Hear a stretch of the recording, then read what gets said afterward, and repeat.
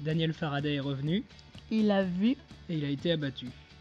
L'épisode de Lost The Variable, attendu avec impatience pendant 2 longues semaines, a tenu toutes ses promesses.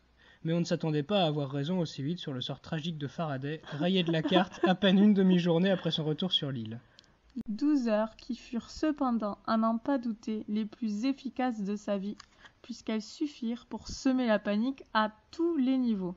Donner du grain à moudre aux membres les plus paranoïaques de la Dharma, Sortir Jack de sa torpeur et réveiller ses instincts catastrophistes et mégalos. et transformer en une seconde les 30 années à venir de la vie de sa mère en un cauchemar d'autant plus cruel qu'elle en connaît déjà la conclusion tragique. Faraday est mort sans avertissement, mais ses idées, extravagantes ou sensées, sont l'inspiration qui va diriger les choix des autres protagonistes jusqu'à la fin de la saison, au moins. La radicalité des choix scénaristiques de Lost n'a bel et bien aucune limite. Au passage, elle offre aux personnages des moments inoubliables. Puisque la tâche d'apporter des réponses et de faire progresser l'intrigue générale a été reportée à d'autres épisodes encore à venir, The Variable avait tout loisir de se transformer en apothéose pour Faraday et son acteur Jeremy Davis. On assiste même à quelque chose de rarissime que peu de séries osent faire, un épisode qui prend tout son sens à la 2e vision. Tu l'as vu 2 fois ? Bah ouais, qu'est-ce que tu crois ? Mystérieux la première fois, The Variable devient, lorsque l'on y revient, un poignant requiem pour une vie dont l'on peut réellement dire que sa finalité était la mort. Après les 4 secondes et demie de silence à la mémoire de Faraday, un strict retour aux affaires s'impose. L'épisode qui suit, au titre ironique Follow the Leader, initie le final de la saison sur des bases alarmantes, on va dire. On peut même carrément dire que les fous ont pris le contrôle de l'asile.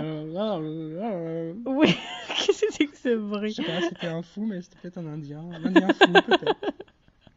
Whitmore chez les Hunters, Radzinski à la Dharma, et que dire du duo Jack-Saïd? Eh bien, les mots de Kate les résument bien, ces deux-là. When did it become okay to shoot children and detonate hydrogen bombs?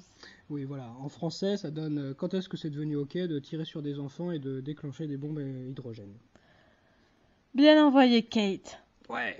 Mais ne pas écouter la voix de la raison semble être le top de la hype sur l'île mystérieuse, en ce jour ensoleillé de 1977. Faire exploser une bombe atomique pour empêcher un avion de s'écraser 27 ans plus tard promet des moments tellement plus fun. Si on faisait péter une bombe atomique... Oh oui. En 2007, Locke n'est pas en reste. Comme s'il était d'une manière ou d'une autre au courant de la nouvelle vocation de gourou de son meilleur ennemi Jack, lui aussi fait de grandes harangues mystiques et endoctrine ses suiveurs dans un plan aussi facile à résumer qu'extravagant lorsqu'on y pense un peu. Tu es Jacob. Bah ouais, rien que ça, carrément. Par déclaration d'intention, Locke et Jack font match nul.